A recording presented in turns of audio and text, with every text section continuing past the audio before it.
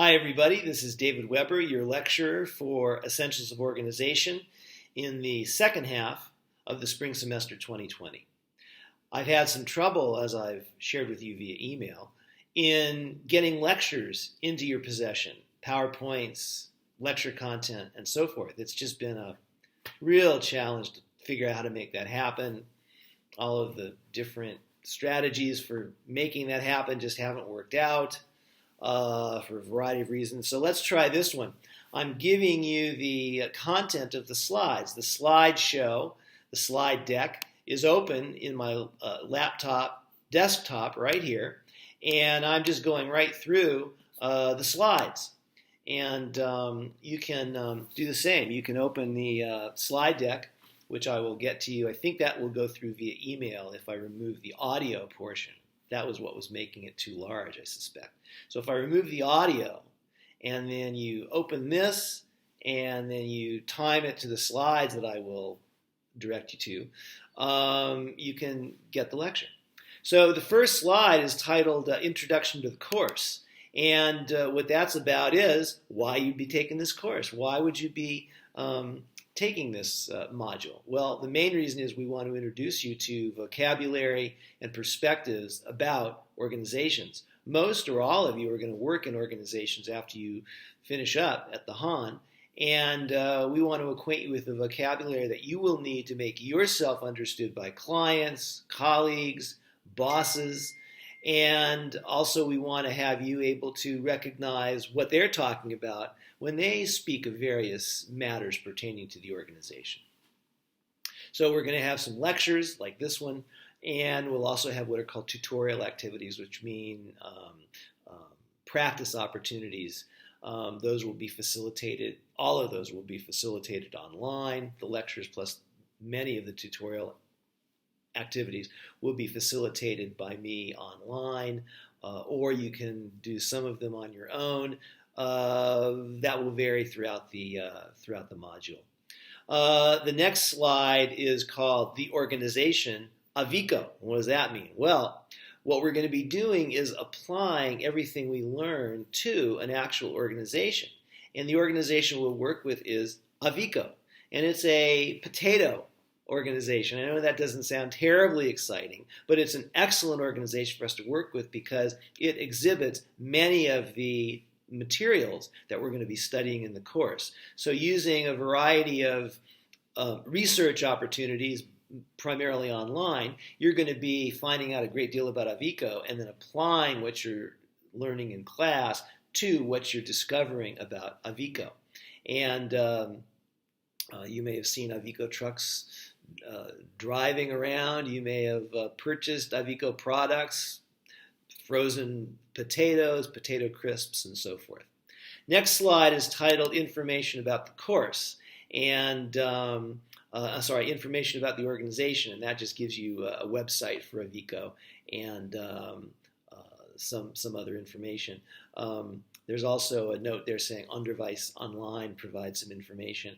I can't vouch for that because I have been unable to get into On-Device Online. The next course is titled Literature, and that just shows you a photograph of the book we're using for the course. The reading will tie into the lectures in various ways. The next slide is titled What is an Organization? We're starting from the very beginning. Years ago, I saw a movie that was about a brand new coach, manager of an American football team. And again, I say American football team to emphasize this was not football the way the rest of the world uses the term football. In America, we generally call that soccer. And then American football, we just call football. But American football is known elsewhere as gridiron. So this was a gridiron coach who became the new coach or manager of a very bad professional football team. And the first day that he meets everybody, he watches them on the pitch, on the football field, running and throwing the ball and catching the ball and so forth, and they're just terrible. So he calls them together and he says, basically, you guys really suck. He said, we're going to start with the fundamentals. So he holds up a football and he says, this is a football. So that's what we're starting with here. An organization. What is an organization? Well, fundamentally, an organization is a whole bunch of people who are moving together in one direction, more or less, with the same intention, more or less, to accomplish a given set of results. When we say a whole bunch of people, generally speaking, we mean 10 or more. It could be fewer than 10, but normally different dynamics occur when you have below 8 or 9 people in a group. So we sort of think about 10 or more as the number of people in an organization, and more can mean thousands and thousands of people in an organization. I mean, if you take Coca-Cola, thousands and thousands of employees all over the world. If you take the United Nations, huge organization, thousands and thousands of people all over the world. So some organizations can be extremely large, and some can be quite small. We're going to be talking about that. And then some other words you may often use that are not exact synonyms of organization, but these are organizations. We hear the word company, we hear the word firm, we hear the word corporation. Those are all examples of organizations, and each of them has a slightly different meaning from the other. A company and a firm and a corporation, they all have some small differences in meaning, but for our purposes, they're all organizations. The next slide is titled Type of Organizations, and this is just a little chart that just illustrates, kind of summarizes actually some of the things we're going to be talking about today. We're going to be talking about organizational size, organization types, and so forth. And the center point on the chart says management is needed, meaning all of these kinds of organizational issues present challenges for leaders of organizations to deal with, to manage, to overcome if there are problems. The next slide is titled Type of Organization. It should be types of organizations. And these types of organizations, the big words here to keep in mind, number one, are private sector and public sector. So private sector are basically that massive number of organizations that exist in order to make money. They constitute the private sector. And then every other kind of organization that is not necessarily in the business of, it's not about making money, that's public sector. So you have business organizations in the private sector, a small shop near where you live, private sector, a restaurant, private sector, Coca-Cola, we mentioned them, private sector, Apple, private sector. So all of these companies, they are fundamentally about doing whatever they can legally and ethically, one hopes, to earn as much money as they can legally and ethically. The private sector. So public sector, government agencies, most schools, most institutions. Of course, we have for-profit schools. In the U.S., it's a big deal in higher education. But most universities are in the public sector, and they are not-for-profit organizations. So not-for-profit means they're not all about just making as much money as they can legally and ethically. In the United States, at least, the law is written in such a way that a not-for-profit organization has to put a certain percent, can only earn up to a certain percentage as profit, and then everything they earn, the organization earns beyond that, was put back into the organization, to hire more people if that's necessary, to purchase more resources, to serve more people, and so forth. The next slide talks about different types of international organizations, And international organizations, we have multinational corporations. That would be an organization. Coca-Cola is a good example. Coca-Cola has its home office in Atlanta, Georgia, in the USA. Its so-called metropolitan office. And then it has branch offices throughout the world. You name the big city, there's probably a Coca-Cola office there. And it's a multinational organization, one of the earliest modern multinational organizations. And then a global organization is just slightly different. A global organization has its offices in one country, but it does business all over the world. So perhaps a company like Zappos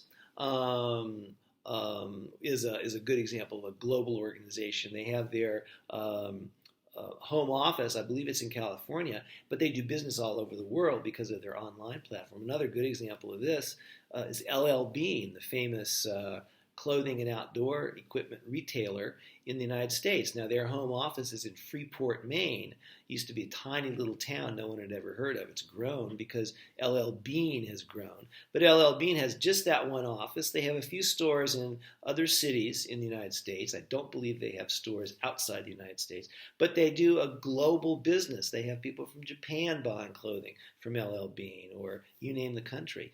And obviously this is facilitated by digital technology. 30 years ago, that didn't exist. The only way that LL Bean sold anything was through mail order, where you would write a letter to them and say, I want to buy such and such, and you'd write a check and put the check in the mail, and they'd send you whatever it was you ordered. So let's see, let's skip a couple of slides. You'll see, by the way, a slide says exercise. You might want to pause and do that exercise. Next slide we come to is called an organization's purpose. And this is the first of a couple of slides that are very important because we're introducing some terms that we want you to be able to be familiar with. Know these terms like the back of your hand so we can use them throughout the semester. An organization's purpose is the reason the organization exists. Why did an organization get started in the first place? Well, the answer is because there was some purpose that the people who started the organization wanted to accomplish. So think about why most members of an organization would come together. I mean, generally speaking, it's voluntary. You choose to enter the organizations you're part of. Not all the time, but most of the time. I chose to apply to the University of North Carolina, Wilmington. They did me the great honor and privilege of selecting me to teach there 20 years ago. But I chose to be part of that organization. They said, would you like to join the university? And I said, yes. So I chose to be part of that organization. I chose to come to Han. I didn't have to. And the reason that I would make those decisions, or that anybody would make those kind of decisions, has a lot to do with recognizing what the purpose of the organization, the basic reason it exists. And if you like that purpose, if you think it's an important purpose, you're going to want to be part of that organization. So that's the concept of purpose. And let's skip to the slide that's titled Mission and Vision. So mission and vision are two other terms. Oftentimes, the three of those terms, purpose, mission, vision, get mashed up together as if they're synonyms for one another, or they mean more or less the same thing. I want us to keep them conceptually different. A mission takes the purpose, it starts with the purpose, and then it fleshes that purpose out into a statement about who we are and what we do. So if the purpose of an organization is to educate the people of the community, which is a key purpose of the university where I teach in North Carolina, the mission of that university would be fleshed out a little bit, it would be extended a little bit into a so-called mission statement. And it would be not just to educate the members of the community, but to enable the members of the community to move forward in their lives with confidence and knowledge. That would be more of a mission statement. It's fleshing out that purpose into a kind of an action-oriented statement. Vision, slightly different. Vision talks about where the organization members want the organization to end up in the future. And that this is an important distinction. The mission statement is a now, present statement. And the vision or vision statement is a statement about the future. So again, taking the university, we have the purpose. I just gave you one way of talking about its mission. And then the vision is we will become the primary education institution in the southeastern United States, specializing in serving the community. My university is not quite there yet, but it's moving in that direction because that's the vision that is kind of pulling people along to stay with the organization, to remain members of the organization. So those are three separate terms that do need to be thought of distinctively from one another: mission, purpose, mission, and vision. Next slide is titled Core Values and Stakeholders, and these are two more terms. Core values, or just values, or organizational values. Every organization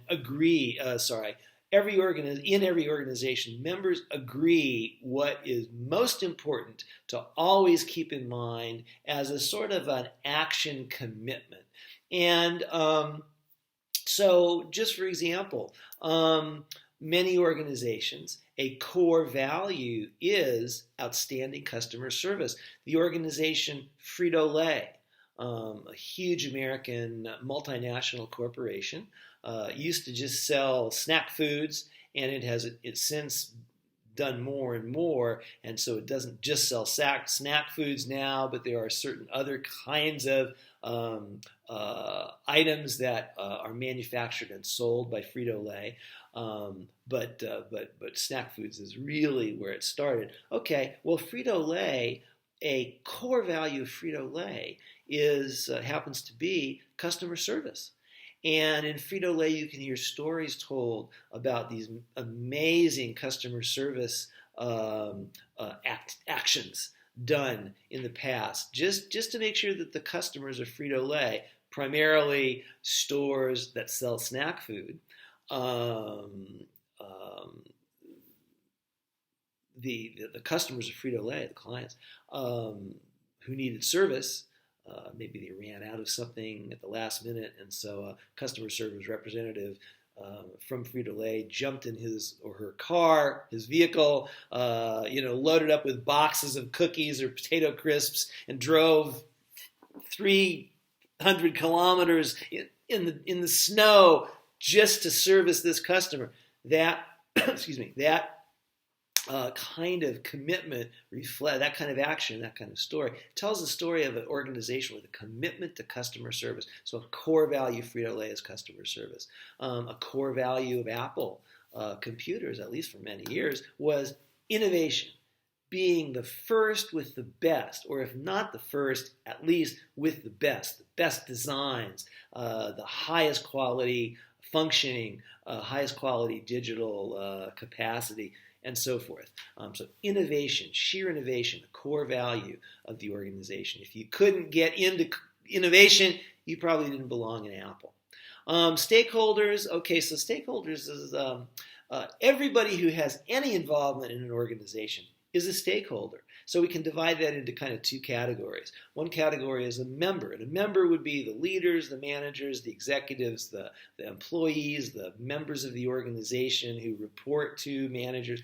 They are all members of the organization. They're stakeholders because they obviously have an interest in the organization they work for, but there's members. And then stakeholders actually is the term we use to talk about not just everybody who's got some interest in the organization, but everybody except members. So we kind of use that word in two different ways. So when we talk about members, generally we're talking about, in a business, we might call it employees. In other kinds of organizations, we use the term member to talk about someone who belongs to, let's say, a university fraternity in the United States, they call them. You're not an employee, but you're a member of that organization. If you join a student group at the Han, you're a member of that group. You're not an employee. But a stakeholder, at least when I use the term, I try to reserve that term for anybody who is affected by the organization but is not actually a member. So just for example, in my university in North Carolina, there's a small hamburger restaurant right next to the university. It's called Cookout. And Cookout does amazing business with university students. University student will walk off campus to go there for lunch, or on the way home from school, stop there for a hamburger for dinner. And, the success of the university has a great deal to do with the success of Cookout. So there's, 17, 18,000 students at my university. If for some reason that number were to shrink, 4,000, 5,000 students were suddenly to leave school, and we were down to 13, 14,000 students, you can bet that Cookout's business would shrink a little bit. So they're stakeholders in an organization. They're not members, but they certainly have an interest in and are influenced by what happens in the organization. So let's skip to the slide that says, there's another exercise you can see. Let's skip to the slide that says, when you identify and can express purpose, mission, vision, and values, and know who your stakeholders are, then you can identify these other concepts. So we have an organization's objectives. These are specific, measurable goals that members pursue. We have strategy, which is kind of a big picture concept here, how to go about meeting those objectives and why you would meet those objectives. That's kind of a strategy. Structure really means the interactional patterns, the enduring patterns of who talks to whom, about what, and for what purpose. That's really what structure is. And structure can change, and it's often difficult to change because these patterns get really locked in. And then finally, the concept of role. And a role means what you personally do in an organization, what your personal responsibilities are, what your expected behavior patterns are as a member of the organization. Next slide says organizational areas or business domains. I prefer that latter term, business domains. We also could call these industries or industrial sectors. And this is a partial list of these very broad categories called sectors or domains that organizations kind of fall into. So if you take Southwest Airlines, if you take KLM, if you take American Airlines or Delta or Qantas Airlines, well, all of them are in the aviation sector or the aviation business domain. And in addition, you have companies like Boeing or Airbus manufacturing airplanes. They're part of the aviation sector. If you take hotels, from the smallest hotel to the largest chain of hotels around the world, Ibis, Mercure, Hilton, those are in the hospitality sector, those organizations. And sometimes an organization may kind of be in both. Notice, for example, there's something there, it says public and government services. Okay, so an organization that manages immigration, that's a government service organization. But let's talk about a hospital that is owned and operated with funds from the city it's in.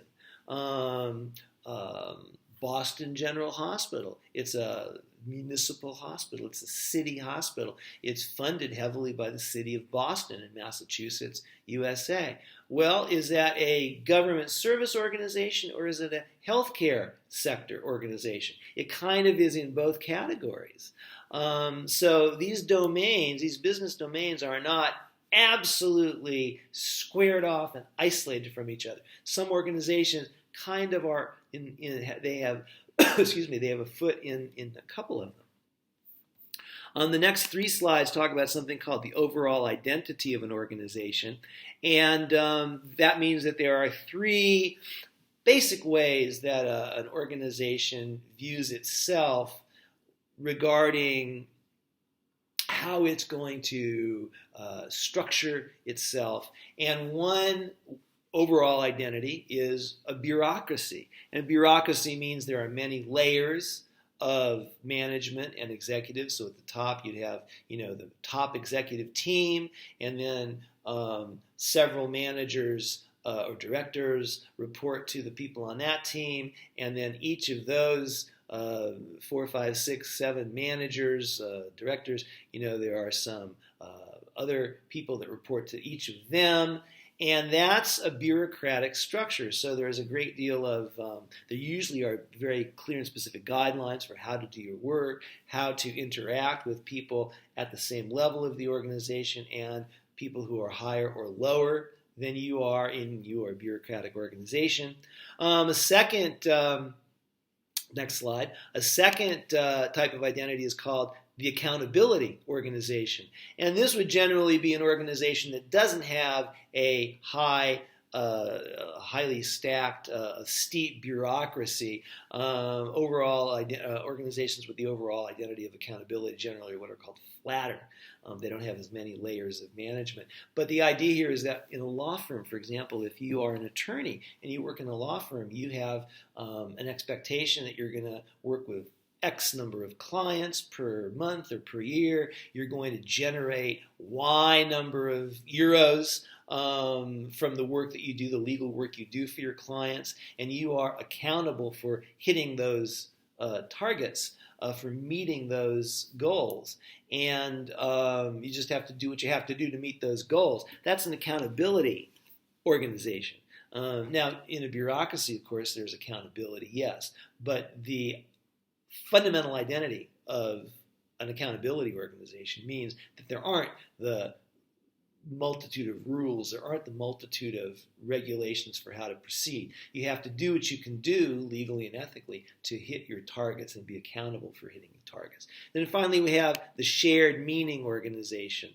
And this is a little bit strange only because we could say that any organization is a shared meaning organization. Organizations are about sharing meaning, sharing an understanding of what's important, sharing an understanding of what the core values are and how they shape your choices in the organization. But a shared meaning organization really places this idea of we are here for the following purpose, and we are here because here's what this purpose means. That is at the center of the organization.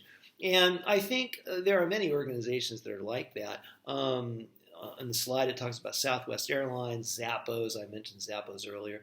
Disney might be a shared meaning organization. Now, Disney definitely is a bureaucracy in most respects. But I think the important point about Disney is, and I've done some work as a consultant with Disney, and I can tell you that if you don't buy into that fundamental purpose of Disney, if you don't share the meaning of what that purpose is all about and what it causes you to do and think, if you don't buy into that, if you can accept that, if you think that's silly, you are probably not going to be happy in Disney, and you're probably going to leave as soon as possible. So the shared meaning of Disney is we are all about bringing joy to people. We are all about bringing happiness to as many people as possible.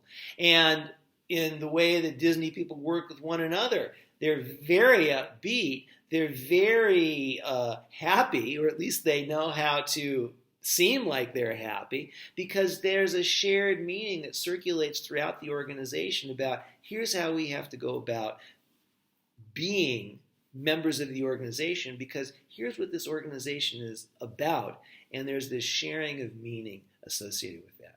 So that's the first lecture. I noticed I brought it in just under a half hour. I was hoping to do that.